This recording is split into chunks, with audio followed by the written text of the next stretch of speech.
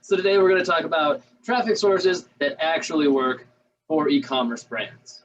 It's a good one. Yeah, we get a ton of questions, like, just in the brands that we work with, brands that we talk to, events, all that stuff around, like, just what traffic sources should we run? And it's not always questions. A lot of times it's like your, friendly neighborhood YouTube guru or Facebook guru or whoever is saying like, oh yeah, like this super secret traffic source, that nobody knows about, that only I know how to do, and you need to hire me to do it.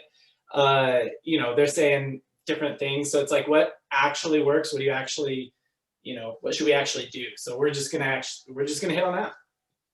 Yep, totally. So yeah, just like last time here, I've got some bullet points. I'm just gonna rapid fire at you here. We don't have to rapidly go through them. You can take your time answering them, but okay. We'll just kind of let it organically play out and see what you got for us, John. And I'll jump in with some tidbits too, but you're kind of the man with the plan. So, all right, John. So you're a new brand, right? Which traffic sources should you start on? Oh, okay. So like, I think that there's, I think you maybe should be pretty aware of like what kind of brand you are first. So like a lot, like one of the very first things I think any brand should like just be aware of about themselves is like whether they're product centric or market centric. What I mean by that is like, is the brand really built around like a product that either solves a problem or gives people something, and that product could like a lot of different kinds of people could buy it. Or is it built around like a market and they just like, we might sell all kinds of different things to that market. So an example here would be like on like the very, very product centric end of this would be like, like a Purple mattresses. And they're trying to be a little more market centric, like the sleep market, but like, who is in the sleep market? Like literally every human is in the sleep market, right? So it's pretty product centric. They're very like, these products solve problems. So, and a lot of like workout equipment is in this product centric vein as well. Like they try and bridge over into market centric and be like very community based and stuff like that. But like a Bowflex is a Bowflex. Everybody is in the market for being in better shape, at least in America. So yeah, like that's sort of like the product centric end. And that is like, people are going to buy this and they're probably not like, they might not ever buy anything else from you, even if they love the product. The market centric end would be like the tactical market or the golf market or the baby market. Like you're going to sell things to, if you're in the baby market, you're not going to sell babies. You're going to sell things. Babies would be product centric, by the way. But if we're selling things for babies, that's market centric for moms, right? Mostly, or for in North America for moms or for parents, really. So yeah, like you might sell all kinds of different things for babies, for children, even for moms. Like we've seen baby brands bridge into like making clothing or accessories for moms. So that's kind of what I mean is like, first you should define like product or market centric, what am I? And that will kind of help you maybe determine a traffic source. So first and foremost, I will say like there are some pretty proven spots to grow an e-commerce brand. And it's really like, let's just narrow in on what those traffic sources are. And that's like Facebook, Google, Amazon, and I'm going to throw influencers on there now. And then I'm going to put a little asterisk by native ads. Native ads, yes, but for the most part, like it's usually not the first traffic source unless you're like a non-compliant brand, right? Like if you're selling CBD or like even, like sex toys or something like that, right? Like where you're gonna have trouble advertising in a lot of spots, then you might have to find a home in natives. So yeah, so first and foremost, product centric, market centric. So if you're pretty like market centric and you're gonna kind of sell, then you can start on any of those. So Facebook, Google, influencers, Amazon. So then it's just a matter of determining like, don't start on all of them. Just kind of like pick one that like fits your like what you have. Like, do you have dollars to spend? Do you have products that have like really high searchability? If they have really high searchability and you're competitive on price or you're competitive on some kind of unique selling proposition, then maybe consider Google or Amazon. If you need to kind of create a market for it and like say what's unique about your product, it's not going to stand out on Google or Amazon, then you might go to influencers, because influencers can give you that credibility right away. Or you might go to Facebook where you can make creatives, make ads that are going to sort of give your unique selling proposition. Gotcha. So in short, the answer is it's complicated. Yeah, yeah. Well, that's it. Like think through it that way. Like, am I product centric, market centric? If you're product centric, then yeah, like really either, any of them can work for either type of brand. But if you're product centric, like, yeah, no, never mind. I just thought of examples that break what I was about to say, so I won't say it. Sure. Well, I've got a follow-up question. Maybe this will help. Unless you got another thing you got to say. So the other thing that happens a lot, this happens all the time. Like you've had this with brands, like I've had this with brands, obviously. Like they just have this idea of like, we're going to start everywhere, right? Right. Like that we're gonna, why don't we test out Facebook and SEO and Google and Pinterest and Snapchat and TikTok and Twitter and OnlyFans and Google, did I say Google? Email and SMS and giveaways and like everything, right? Like they're just gonna start. So we're just gonna start everywhere. We're gonna see what works and we'll scale that. You're not really setting yourself up for success unless you just have like so much money and so much resource, right? Like who is the hub of what is working there? Because like, how is that person actually going to break down the data of which channels are working well and stuff? Like, it's a ton of like a huge undertaking for a new brand. We see that actually very often with brands that do have money. So brands with any kind of like VC funding and stuff like that. And I don't work with tons of those kinds of brands at this point in time, but I do work with some. And yeah, usually like they're trying every single traffic channel, and it's just not really a recipe for like getting initial success and traction. Well, in my experience, I guess I could throw this in, that it seems like ones that are brands where the brand owner or kind of the brand manager is just the chief marketer for them. I think it kind of sometimes comes down to like shiny object syndrome, where it's like, oh, especially if nothing's working particularly well, you start blaming the source. Kind of, you're like, got some Facebook ads going, but like, yeah, they kind of work, kind of don't. So I just kind of switched over, and now I run Google ads, and then like you kind of did some of those, and now I'm just posting random links on Twitter to the store, and like, and I'm doing all these other, and it's just kind of a moving target. Yeah.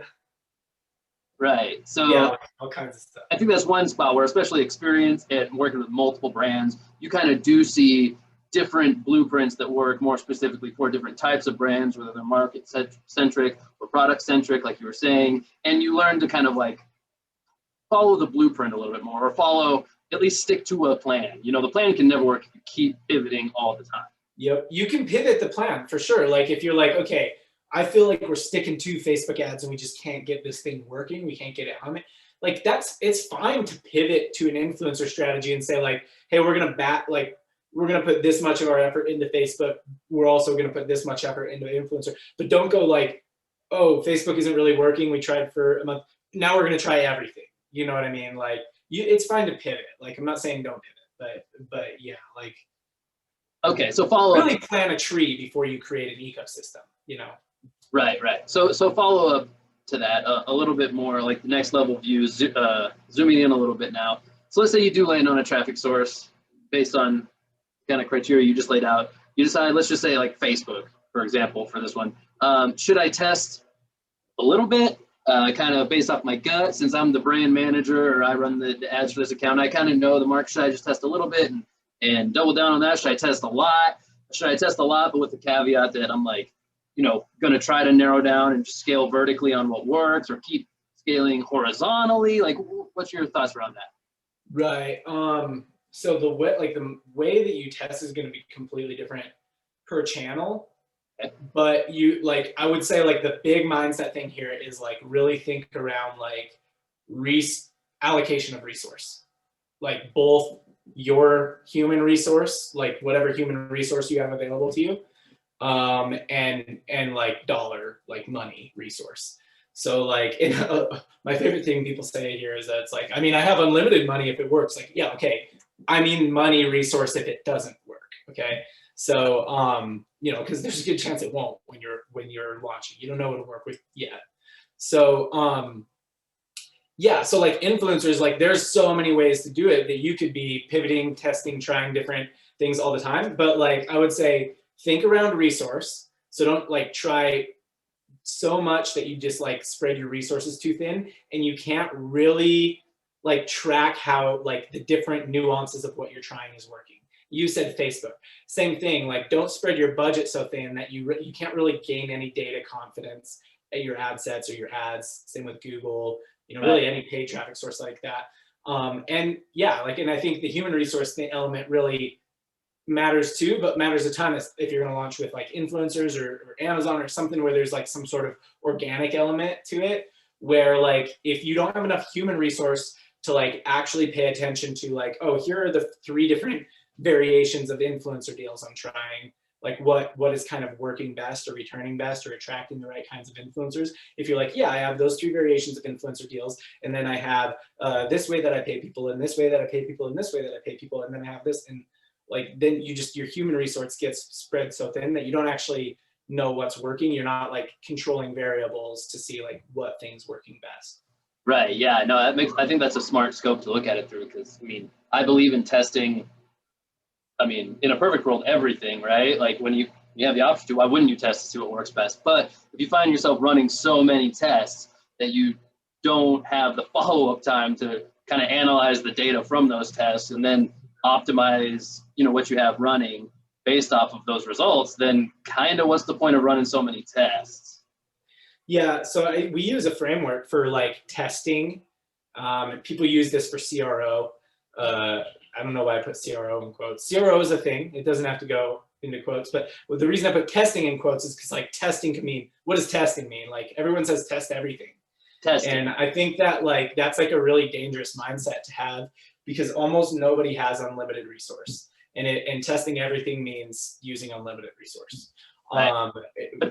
Burning resource. Just earlier in marketing, you know, some phrases like move fast and break things, or like better done than perfect. They seem counterintuitive at first because you're like, those seem, I mean, I can say they just seem kind of douchey sayings sometimes. You don't understand them, but you do learn over time, and with experience, you're like, oh, there is a reason, there's a practical application to these sayings that people come up with, because they make sense once you're kind of more plugged into how something actually works. You know, a business running with those kinds of things work. You do need sometimes click into, this is better done than never finished, but always trying to chase the perfect, you know. Right.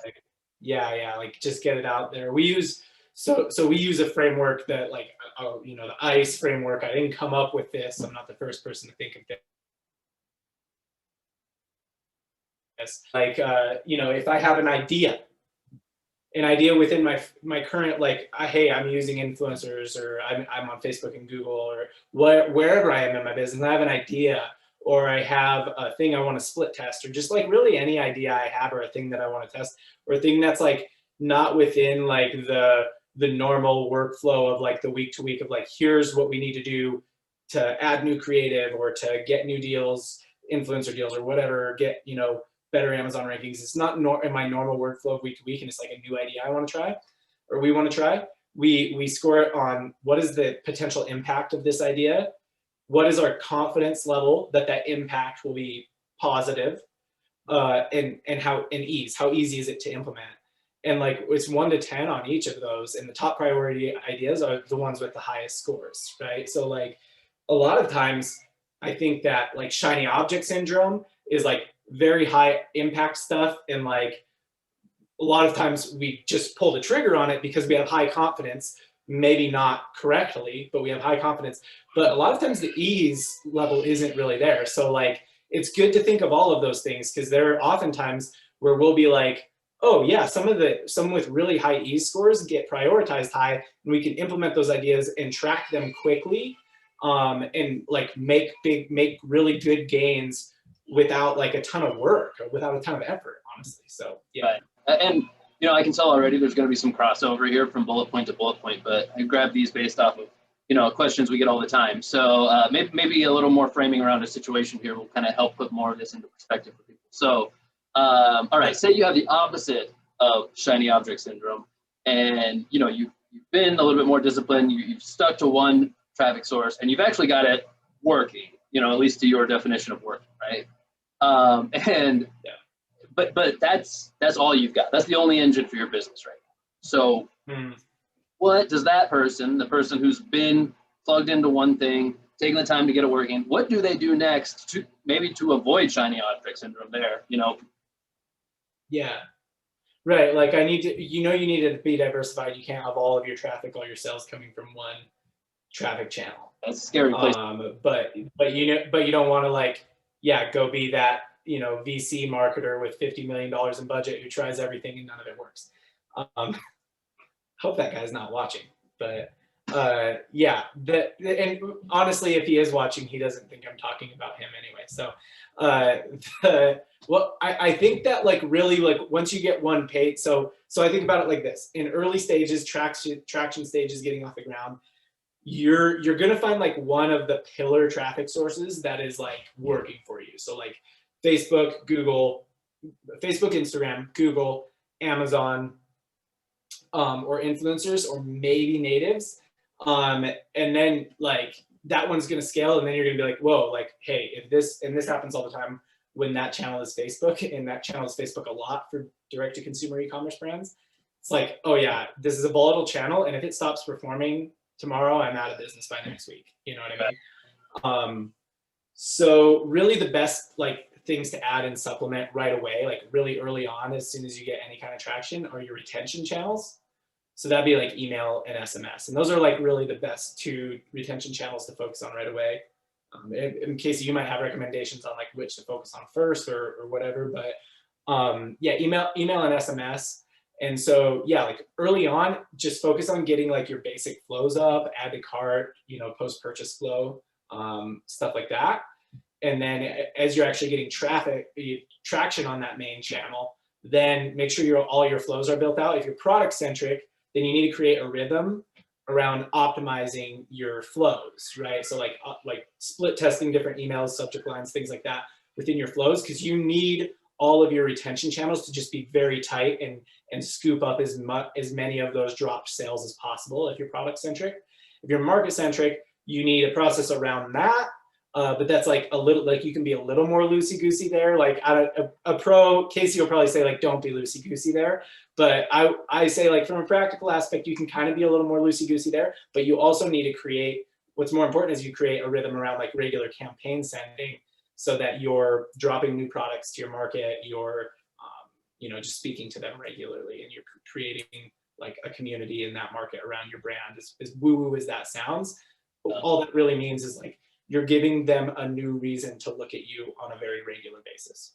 Yeah, I mean, I would just to your point, notes I might have about email or SMS is I think one of the traps people kind of fall into is they don't, this can be down the line even. I mean, you could be, a pretty large business, and sometimes you don't look at email or SMS as traffic channels in the same way as you see like paid media platforms as traffic channels, but really they are. A lot of times it's lower volume, sometimes not necessarily, but usually it's lower volume than you can get from paid media. But also, I mean, your conversion rate should be pretty good. These people are an owned audience. There's a reason that you own their data, that they've given you their email address or their phone number.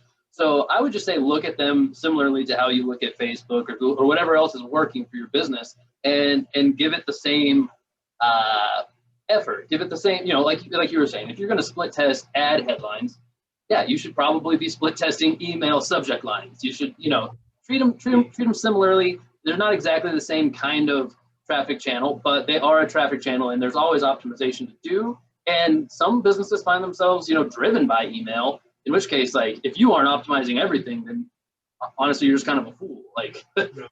Yeah, I mean, two things there. So first of all, like if you're just putting a ton of attention into your traffic channel, you're split testing headlines, creative, stuff like that. Like think about this, if you put a little attention into like just your email flows and getting some regular campaign setting practices, maybe implementing SMS, if you're not already, you might see a 10 to 15% incremental lift in conversions from like the people who get to your site and don't buy, right? Like over a short period of time, 5 days, like in the first 3 to 5 days, they're buying quicker, which just essentially lowers your cost per acquisition on that traffic channel or improves your ROAS on that traffic channel. 10 or 15% incremental is like, that's about as good as you'll get with most testing on the traffic channel, other than like a real like home run creative or something like that.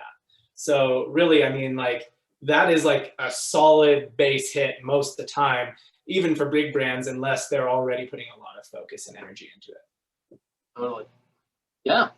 All So, right. oh yeah, one more thing I was going to say on this is that like at that level of Facebook, or well, I'll say Facebook, but core traffic channel, core acquisition channel, and then retention channels with a lot of effort, you're actually pretty diversified. You're more diversified than you think. Now, those retention channels can't live forever if that core traffic channel doesn't work for you anymore.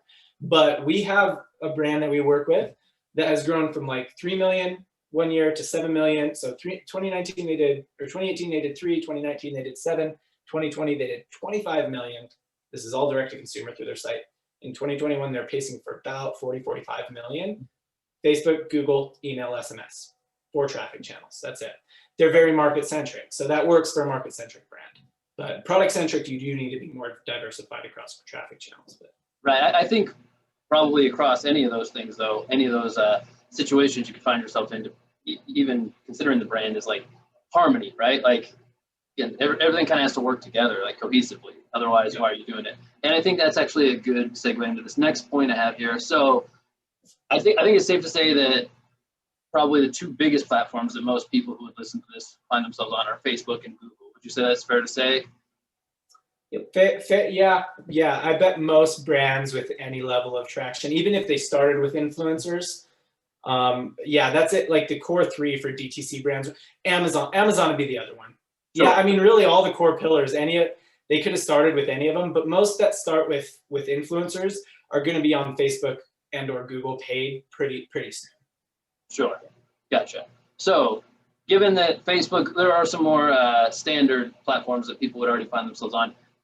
Then there's ones that maybe we could call less standard. I don't know how you'd follow them. I'll leave that up to you. But Snapchat, Pinterest, TikTok. Yep. This is the question. I know there's going to be caveats and well, if then there's going to be a lot of those sentences. But just should people be running Snapchat, Pinterest, TikTok when they already are on Facebook, Google, maybe Amazon, like we were saying? Right. Okay. Let me make this clear. If you don't have one of the core traffic channels working for you, so Facebook, Google, influencers, Amazon, maybe native. I'll give you native. If you got native working for you and nothing else, then maybe you're not in this category. But if you don't have one of those 4 with 5 with an asterisk, that's like never mind. Yeah. So moving on.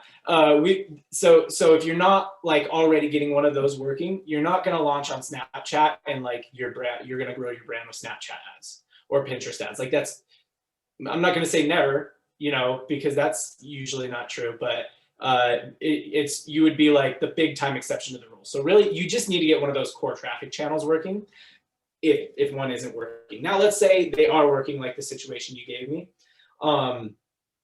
Then I would say like I follow those under supplemental traffic channels. So I would say like, the kind of progress bar, the sort of like where I say to go is like, this is where product versus market centric matters a lot, right? So early on, first traffic channel doesn't matter a ton.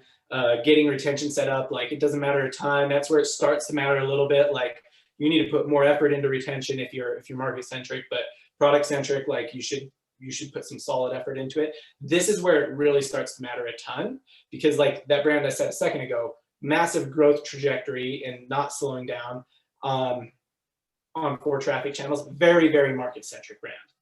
And example I used there earlier, it's baby and children's clothing. So like super market-centric. Another brand that's like, I won't say who they are, but like think like Spikeball, like the game Spikeball. So they're similar to that, super product-centric, right? Like people usually only ever buy one thing from them and they're everywhere, So as you think about these supplemental channels, first of all, that's where it starts to matter a ton. If you are product centric, then you need to, once you have your core channel and your retention, you probably need to start adding other core channels. So that's the next step is, like if you're on Facebook, get on Google, get on influence, like start adding the other core channels and start, you can also add the supplemental channels at the same time, but the bigger wins are in adding more core channels. If you're product centric and adding retail like Amazon and stuff like that. If you're market centric, you don't ever have to add the supplemental channels if you don't want,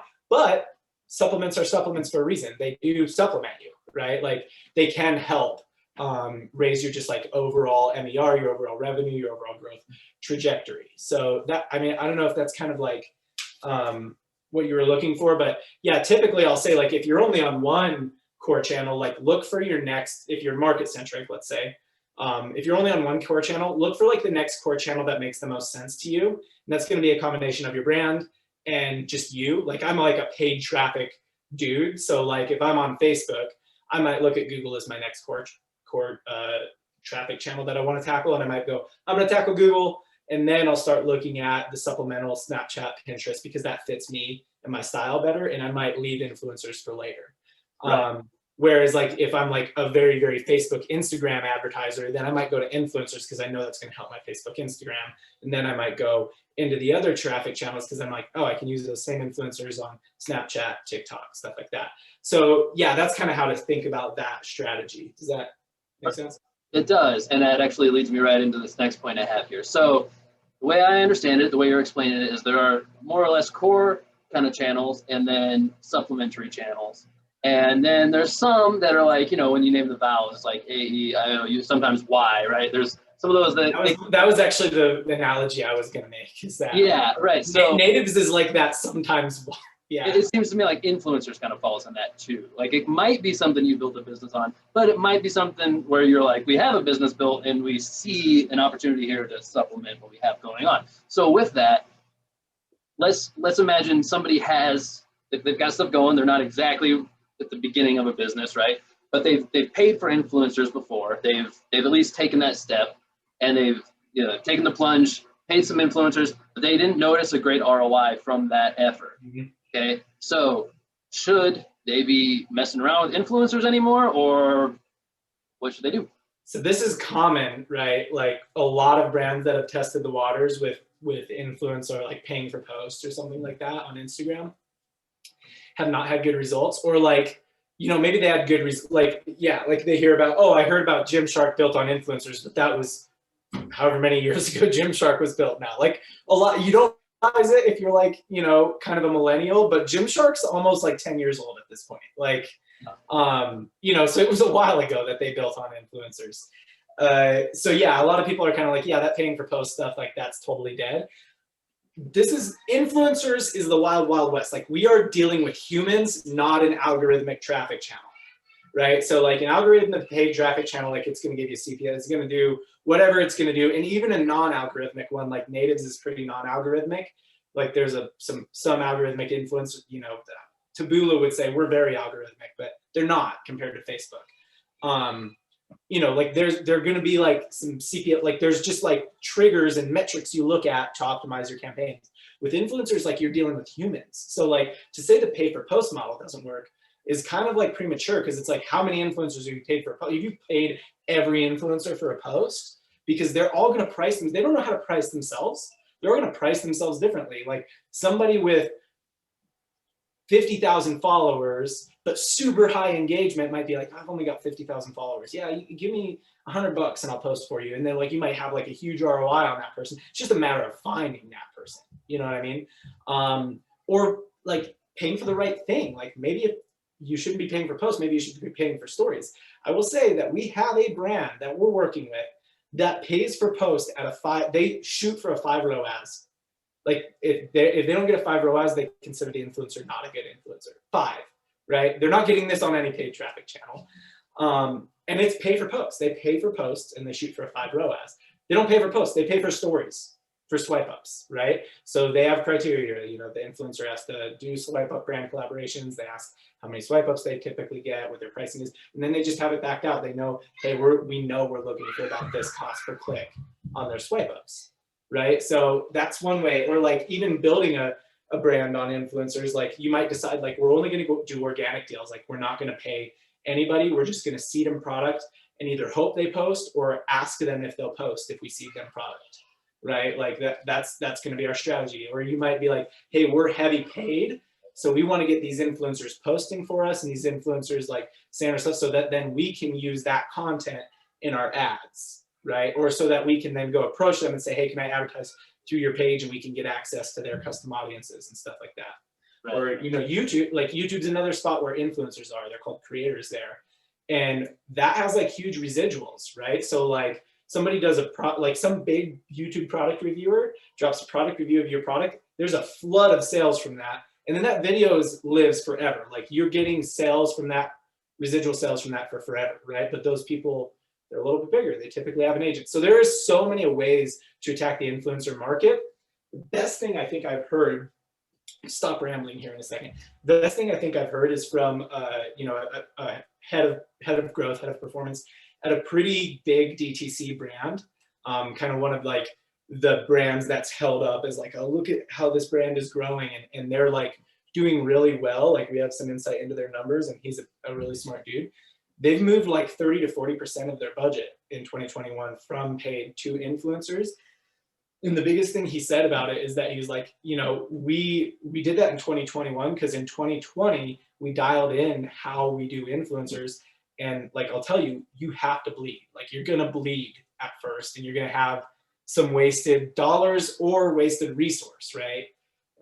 Where just it doesn't work. So yeah, like if you've just dipped your toe in the water, like maybe you just bled a little bit and like stopped before you could stop the bleeding and actually make that, you know, I don't know, my analogy's breaking down, but like you stopped before it started working. Right.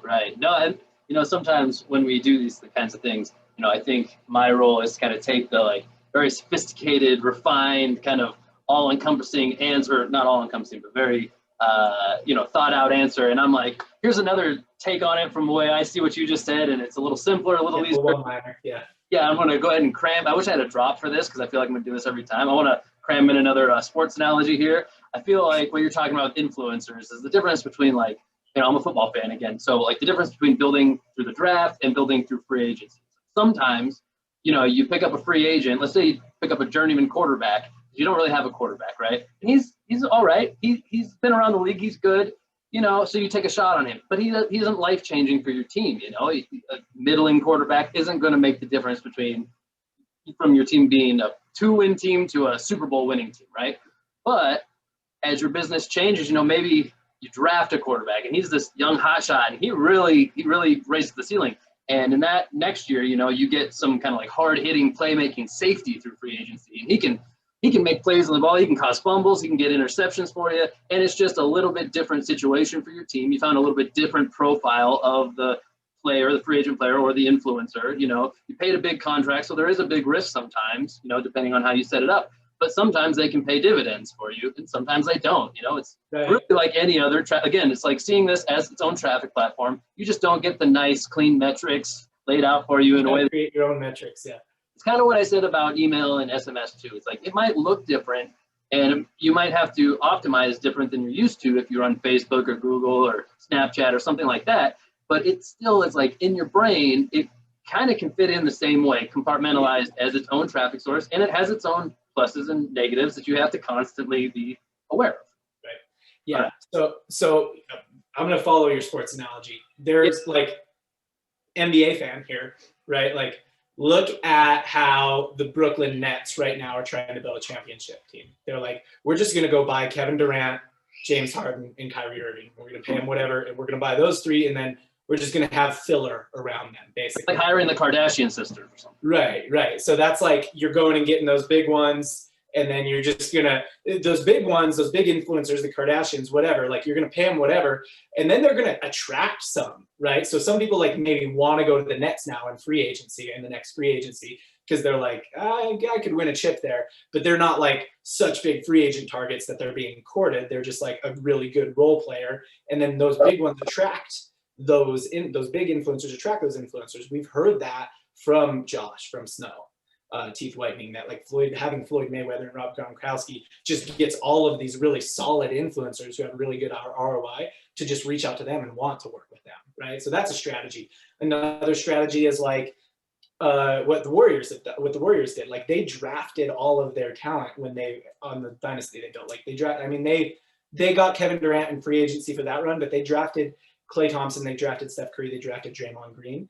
Like that is they basically like found a diamond influencer, like a really good influencer, if we're carrying over the analogy, and they developed them, right? So they said like, hey, okay, cool. Like, why don't we advertise from your page and stuff like that? So they kind of got them in at this lower rate and built them up. Or if you look at like what the Jazz have done, who are like you know, best record in the NBA this year, like it's this combination of like they've drafted, they've found the right pieces in free agency, and a lot of them aren't like super good players, but they just fit together all right, right? So it's like, you know, we get this kind of influencer deal combined with this kind of influencer deal, like they do a little bit of all of it, and it works out, right? So there's like so many, and that would be more like an organic strategy where you're just like, we're just gonna seed a lot of different product, like whoever's gonna post is gonna post, and then we're gonna go like follow up with the people we want to follow up with to pay. So there's a lot of different strategies you can use.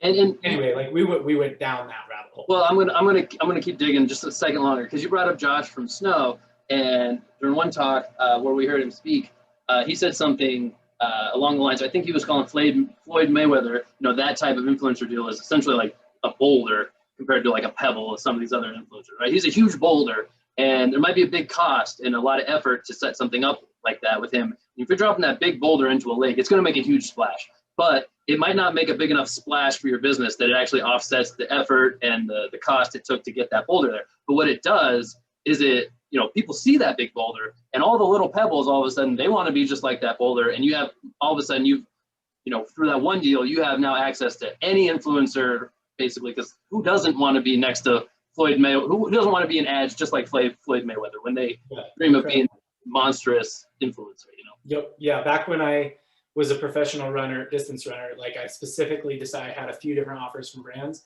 I specifically decided to sign with the brand that had like just signed, they didn't have a lot of athletes, but they had just signed like arguably the top marathoner in the country. So like, yeah, because it's like, oh yeah, they're legitimate now. So if I wear their jersey too, like I'm wearing the same jersey as him, like people will think I'm legitimate too. Right. And sometimes it can look like a mistake, you know, if you do land that big fish. But here's another sports analogy, just cram in, just because the good foul seems like it's like an oxymoron, right? How can a foul be good? But sometimes, you know, through the risk and reward and the situational awareness, there's times where a mistake in another situation is the right move for you, and it opens up a lot of doors.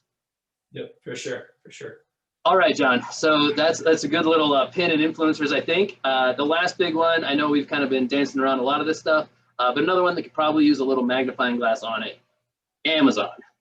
It's kind of its own thing, kind of more of the same when used to, you know, hard to place, right? So what do you feel about Amazon? Should people be selling on Amazon? When should they be selling on Amazon? You know, is it a certain market? Is it product? Is it market centric? Like, give us the breakdown there on what you think about selling on Amazon as an e-commerce brand. So if you're product centric, you should get out on Amazon pretty early. Like after you've set up your first pillar traffic channel and your retention channels, you should get on Amazon pretty early. And it might not be a big channel for you, especially if you have like a unique product that like not a lot of people are out there searching for. So like Amazon and Google, people aren't going to be searching for them. But if you're product centric, you're going to scale by being like everywhere, both online, online, offline, online retail. So, Amazon.com, Walmart.com, Target.com, whoever else, Dick's Sporting Goods, if that's, your thing or whatever, like, that's how you're going to scale. Like you're going to hit scaling ceilings if you keep the number of traffic channels not high, like small. So I would say Amazon is like a good place to start. And you should get on there pretty early, because if you're running any other traffic, like, then you'll start to have some brand searches on Amazon and on Google, and Amazon bids on Google terms. They buy paid traffic on Google. So yeah, not a bad time to like get on Amazon and launch like branded search campaigns on Google. So if you're product centric, you're going to be there pretty early. If you're market centric, like it's kind of up to you. Like you don't have to go there, right? But as you grow, again, you're going to have brand searches. And if you're market centric, you're also selling most likely commodities to a market, right? So you're selling clothing to moms, right? Or children's clothing to moms, or you're selling like, knives and flashlights to, dudes who are tactical dudes, right? Or you're selling, whatever, golf clubs to golfers. Like they are searching for those things on Amazon, and you might as well be there, especially if you are actually creating some like brand traction elsewhere. But you don't have to, right? Like if you're like, yeah, we don't really like it, we don't have to we don't have the margin for Amazon. Like, you don't have to, but I think it's not a bad play, because that's also an acquisition channel for your brand. Like, you can start to put like cards in the boxes that you send out with Amazon. You don't get their like email and phone number to put them on your email list, but you can start putting cards in those boxes. They're people who've already bought from you, so you can just like give them like, enter to win a giveaway, and they go online, now they're on your email list and they're part of your brand, or give them like a really good deal on buying something from your website. So like, Amazon's actually a really good place if you're market centric to identify your market. So like, this is just a weird out there tactic, but like, I know that one guitar brand that I like have some insight into, they do sell like some physical products, but mostly they sell courses, right? Like, they sell like guitar courses. So they did a thing where on Amazon, they would sell 100 guitar picks for like 99 cents. Cause like, who's buying 100 guitar picks? Dudes who play a lot of guitar. People. Dudes who play guitar. Like, you don't need 100 guitar picks unless you lose picks a lot, right? Like, you're losing them in the wash, you're losing them in your pocket, right? Like, Casey and I both play guitar. Like, I don't think at any point in my life, and I used to play guitar a lot, I bought 100 picks. Like, I never needed that many. So dudes who play a lot. So like, yeah, if you've got advanced guitar courses for $1,000 that only serious players are going to buy, like, not a bad way to find those serious players and acquire them at like break even, really. Like, those 100 guitar picks, they source them from China. It probably doesn't cost them that much. So like, they just created this really good offer for Amazon. So same thing, like, that's like an outlying example. I've heard the same thing with candle wicks, like selling 100 candle wicks for 99 cents. Like, who's buying 100 candle wicks? People making candles. So if you're selling courses about making candles, not a bad way to identify those people. And then they would send them like a card within the package to like go somewhere else, like that was like an offer, right? So they're kind of acquiring them at a profit. Same thing with your brand though. Like, you sell your clothes or accessories, whatever you're selling to your market on Amazon, you identify immediately that customer, that person who buys, when you ship that order, that's somebody who is part of your market, right? If you're a very market-centric brand. So it's not a bad way for you to get in front of them. And if you've got great products, they also have the upside of experiencing your product then and actually maybe wanting to buy from your brand again.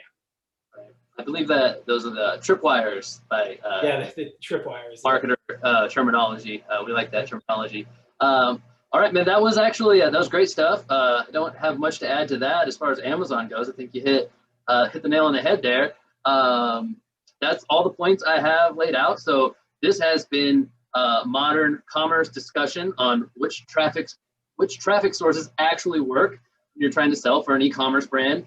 And I'm a fan of tradition. I like the way we ended this last video. So again, I'm stalling for time, John. I'm going to go ahead and pass it to you to end this episode, to kind of put a final period at the end of this whole thing, maybe an exclamation point. I don't know what your style is going to be here. Go ahead and tie that pretty bow on the end of this discussion. And John, whenever you're ready, man, go ahead. Yeah, I mean, I think, again, it's just like the discussion, like, if you're asking the question of like, will this traffic, should we do this traffic source? Should we do this traffic channel? There's a really good chance you're actually asking like the wrong question. And like, what you should be asking is like questions about like, who are we as a brand and who are our people like that we're selling to? And that really will like make a lot of the other stuff obvious. Like, if you know who you are and who your people are, you kind of know where you should be to get your message in front of your people. And yeah, like that's it. Like, I've given you some other guidelines throughout this episode, but yeah, like a lot of times those questions are asked either in desperation or in this like frantic, like need for growth or something like that. And like, if you just kind of like get really clear on who you are and who your people are, maybe you're clear already, you're asking the questions and maybe the guidelines will help you then. But like, yeah, if you kind of ask those core questions a little bit more, like really get in touch with like who your brand is for, and who those people are, and like get to know them and care about them a lot. Like, that's probably the biggest thing I've seen. Like, brands that scale almost always have like an internal person, oftentimes the brand owner, who is like the champion for the customer. Like, they are the customer and they like actually care about that person. They're not just trying to sell stuff. So yeah, like that's kind of like probably the if I had to sum it all up, like that's the mindset shift there. All right. Thanks, John. And thanks everybody for watching. We'll catch you next time. Till then.